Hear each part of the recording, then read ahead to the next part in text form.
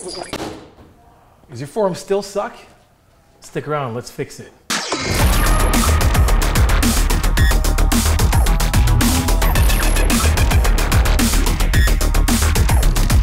What is up? It's your boy John Street Vibe, BB Promos to Tell Like It Is. Welcome back to the channel. We're gonna fix your forearm for those accessory isolation lifts. So guys, without further ado, keep your eyes glued to the screen, your ears glued to the speakers. Let's learn some shit. What our goal is when we're doing these lifts is to isolate the muscle. We want to single out the muscle. We want to put it on a pedestal and make sure it's the only thing getting the attention of that time of your training session. The way we can isolate the bicep is by making sure nothing moves but the elbow basically curling, elbow flexion. So right away your body's gonna find a way to make it super easy.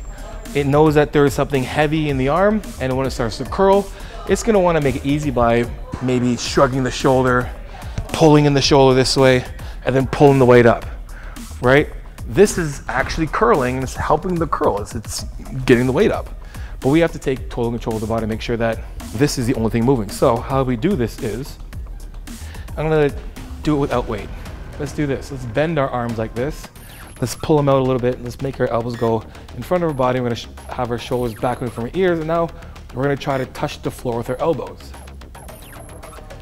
Right? Now you probably feel your lats or this part on your armpits feeling pretty tight. That means that the shoulder now no longer can move up.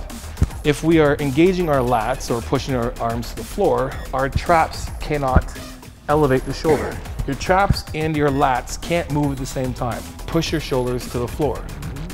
Now while I'm doing this, and we're both doing this together, I'm gonna let my arms relax. And you see how when I pull my arm up, nothing's moving. Absolutely nothing is moving but my arm. My bicep is curling the weight, or my hands. Now we're just gonna add a load to that. We're just gonna put weights in our hands. And while we do that, that shouldn't contradict what we've just done. We're gonna do alternating curls. We're gonna keep our arms basically at our side, and while we're pushing the weight or having the weight come in front of us, we're letting that weight keep us in that positioning where our shoulders are still depressed. I don't wanna pull my arm up like this and try to curl. We're trying to avoid that. So what we're doing is letting the weight naturally depress our shoulders. Then we're gonna aid it by pushing down as well too. And then when we're curling up and twisting the dumbbell in that supinated position, we're still driving the elbow down to the floor. So I'm still driving the elbow to the floor. And then on the way down, same thing. And the same with the other arm. I'm gonna pull through and push the elbow to the floor while I'm curling up. This is going to help us avoid any shoulder elevation by the traps. Our shoulders stay in place, and the only thing that's really getting any type of activation or engagement is the bicep. And I recommend doing it this slow. Doing that nice slow tempo is like somebody coming by and having a nice conversation with you, so you can remember at least something of the interaction. The slower we do this, the better chance we have of our mind and our muscle having this nice, long conversation that when it's done, your mind and your muscles remember something. In these terms, good form. Elbow to the floor, keep your shoulder in place, nice slow rep, contracting the muscle. You can do the same thing with dumbbell curls, barbell curls, ease bar curls, cable curls. Lock the shoulders in place, shoulder depression, and just make sure we're curling from the elbows and not from the shoulder, not from the hips, not from the back.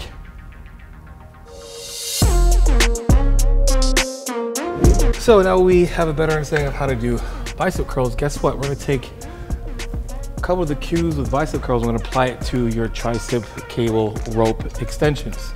We wanna get ourselves back far enough that when we're pulling this thing down, it kind of stays in this alignment this way and even come back, but we don't want it to be in the way of us, or we don't want to get in the way of it when we're actually trying to do the exercise. So what I'm gonna do is I'm gonna grab this rope. Now, a couple things before we even start pulling. this rope isn't made for you to do this or doing this with your wrist at the bottom. You moving your wrist at the bottom does not do anything to your tricep. Now, if you look at me right now, I'm flexing my tricep. It's fully extended, right? I am fully flexed. Now I'm gonna move my wrist. Do you see anything happening to my tricep? Nothing is happening to my tricep. To make sure that we don't have this weight coming into our body when we're pulling, we're gonna extend the elbows out. If you look at the angle where my elbows are, the rep is gonna finish at where my elbows are. Take my elbows, push them in front. I'm gonna push my elbows to the floor. Right away, I'm actually putting tension already on the cables by just depressing my shoulders, trying to touch the floor with my elbows. Now, while I'm in there, in that position and active, I'm gonna stay there. And then from here, I'm gonna make sure that my hands are opened up so they're right beside my body. If you look, here's what it looks like from here. You don't wanna be here, you wanna be here. So when we finish the lift or a rep, we're pushing down, elbows are pushing down on the floor, we're extending all the way down, and we finish in front. And now my tricep is on fire right now, and I'm getting a really good burn just from one rep being in this position. A couple things to understand. Your triceps help with shoulder extension. It does help with pulling your arm all the way back. So while we extend our range of motion or a line of pull, once we get here and we are still pushing our elbows to the floor, you might be able to feel your triceps burning that much more, which is what you want. And while we're here, again, bring in a nice athletic position with our feet, a nice little bend in our knees and a little bit of a hinge, and still activating the core. So we keep a nice neutral spine. And then from there, we're just gonna let the elbows flex. And while I'm doing that, I'm still pushing my elbows to the floor. And then on the way down, I'm pulling through. At the bottom of this lift, I'm gonna extend that elbow pushing to the floor by now my fists pushing to the floor as well too. There's nothing wrong with this. What we don't want is this. So even though that my elbows are kind of flaring a little bit forward, they're still being pushed to the floor. So just a little recap. Stand back a little bit further away from the cables. Get a nice athletic position. Grab your handles. Tuck your elbows to the side of your body. Push your elbows in front and then try to touch the floor. So there's already tension on the cables. Engage your core. And then we're just gonna push down, lock right out, flex all the way through, and then controlling it back up. And then say do like a 1 second positive, 1001, 1002, 1, 1001, 1002, 1, 1001, 1002. Every rep will take 3 seconds. You do 10 to 15 reps, that's a 30 to 45 second set. Do 3 sets of those, and you got some burning triceps.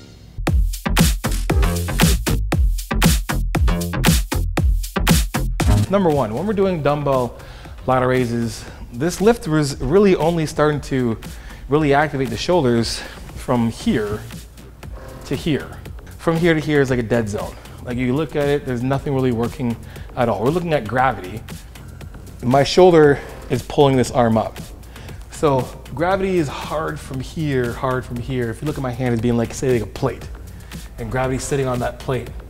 And here it's pretty hard, but now it's starting not to do anything.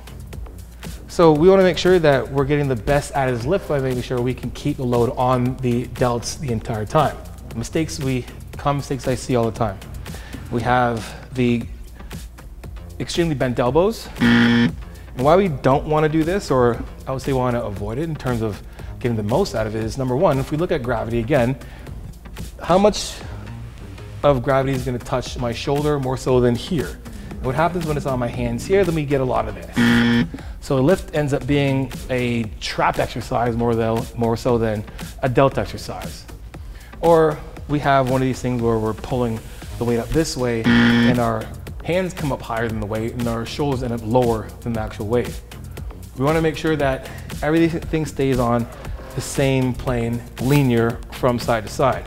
Now from here, where does my arm need to be in terms of relation to our body? Do we need to be extremely spread apart like a T? No, we don't. We can have this nice little angle, like 45-degree angle here, and still be optimal. Now, how much bend do we need in our arms? We don't have to be completely locked out. We want to be in a nice, healthy position where there's a little bit of a bend in our arm. Now, in terms of actually lifting the weight, I want you guys to think of a couple of cues. Don't think about lifting from your hands. Let's pretend there's a paint cans that are hung on your elbows, and we're lifting that. Just doing this is making me really think about my delts and not necessarily my hands, because we're thinking too much of the hands, then we have a lot of this. That's where we get the hands higher than the elbow thing. We also don't want the limp wrist thing either. So we want to be strong and firm right from the fist, wrist, elbows are aligned with your shoulder. So your rep looks something like this. We don't have to come in front like this. We literally have it sitting outside of our body, just like we're standing. A slight little bit of a hinge, so we're in an athletic position. Shoulders back away from our ears, and then we're going to lift the weight a little bit higher than shoulder height, and then down. Why we don't want to just go to here is because once we start getting tired, your rep goes from here, then it goes to here, and it goes to just a little partial thing. So we want to make sure we get the weight that's up a little bit higher than the shoulder, because that's where we're going to have the heaviest part of the lift. From here, and then down. Up, and then down. The same rules are going to apply if you're doing cables. I like suggesting cables as well too, because you're going to get the full range of motion and weight starting right from the ground, right from the bottom of the lift all the way to the top. That's the beauty of using cables. When you don't have cables, you use dumbbells, but regardless of what you use, the same rules apply to both.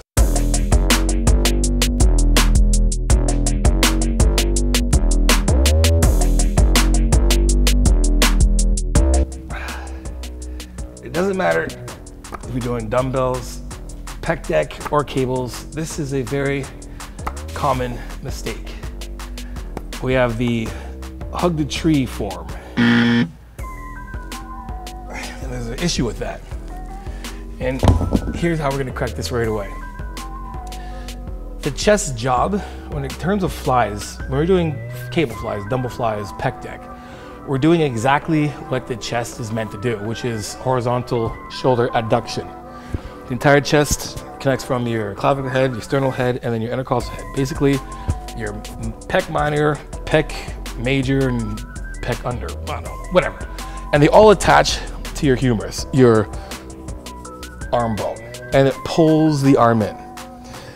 The clavicle head of your arm helps pull the arm up and in. The sternal head of your arm of your chest helps pull it right in, and the intercostal, or the bottom part of your chest where you do pec deck, helps pull the arm down and in. So when we want full range of motion, regardless if you're going this way, or this way, the full range is when it goes from here all the way to here. Now I do it together, my hands are gonna come from here, and they're gonna touch. They both almost passed my midline. That's your full range. When we're doing dumbbells, if we're making that same mistake, it's even more of a big mistake and you're missing the mark. And here's the reason why. When we're doing dumbbells, remember I'm talking about gravity and how much it plays into how hard the rep is gonna be, or the line of tension. Right now, at the top of this lift, gravity is pushing my shoulders down, and I can literally hold this weight here forever. Remember, my shoulder wants to do shoulder adduction. It wants to pull the weight in, pull it in. Once it gets to here, it is no longer doing anything. So if you're doing this and this, we've missed the mark completely, because we're not really doing anything to the chest. So what we want to do with dumbbells is the same as we do in terms of setting up with doing flat bench, incline, decline, whatever. Feet planted on the floor, from floor to core.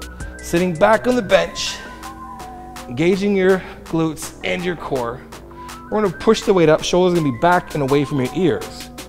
Now from here, we're gonna open up slowly, and then we're gonna start bending the elbows so that the weight still stays over the chest. If I decide to do this, this hurts. We don't wanna do this. We want to bend the elbows a little bit so we can get that full range, so we can get that chest to stretch at the bottom. And then when we're pulling back up, we're pulling up, and then we're pulling in and squeezing when we get here. Right here, there's still tension on my chest, and I'm at a full range of motion. Then we go back again, we're opening it up, and we're gonna bend those arms so that we can get those elbows behind the body to get the full range of motion. I stretch in our chest, a nice stretch, then we're gonna push up and squeeze the chest. And we're gonna finish as if we're doing bench. We're gonna push ourselves into the bench. We don't want our shoulders to roll this way, so we have this rocking motion here. We wanna make sure our shoulders are back away from the ears, so nice and flat on the bench. And that's gonna stretch our chest even more. So on the way back, from here, and the elbows, don't let the weights come behind your chest. And then from here, we can push up and in. And we're doing this, get a nice weight that you can control, because we don't wanna just throw the weight up in here. We wanna control it down, and we wanna squeeze up and ease into it and squeeze. Open up, ease into it, and squeeze. So to wrap things up from the top, most of these cues are basic cues you can use for every one of these accessory movements. Remember, number one, we want to make sure our shoulders stay in place by depressing the shoulders. Take that cue I use for dumbbells and for tricep extensions, and making sure we push the elbows to the floor while we're doing our curls and while we're doing our extensions. That's going to keep our shoulder in place and keep our chaps out of the equation. When we're doing our dumbbell lateral raises, again, we want to make sure we get full range of motion coming a little bit above the shoulder height and then controlling it down. And we want to avoid too much bend in the elbows. And we also want to avoid too much body English. We want to make sure that the load stays on that isolated muscle without disturbing too much of the rest of it with a bunch of unnecessary body language. And then we're doing dumbbell flies. Regardless if we're doing cable flies, pec deck, or dumbbells. We want to make sure that we're getting a full range of motion by making sure our arms are completely straight at the top to get the full range of motion of shoulder adduction. We also want to make sure our shoulders are back from the ears so we don't have our traps up again as well too. And again, the top of this lift, we want to make sure that we don't come all the way in here, that we leave it outside a bit so we can keep the tension on our chest the entire time. So I hope that gives you a clear understanding of how to activate those desired muscles in those accessory lifts so you can get a better muscle-minded connection and get a better overall stimulus of muscles so we can grow that much better and more efficiently. Anyway guys, hope you guys enjoyed the video. And guys, remember, we're not just a YouTube channel that gives out the most amazing free training content. We also put out amazing supplements for the last 15 years. So grab yourself some in the description below. And remember guys, we're putting out 2 videos every week. So make sure you guys like, subscribe, and share. You guys know what it is. Iron sharpens iron. Progressive overload your life. In the meantime, keep dream chasing. Peace.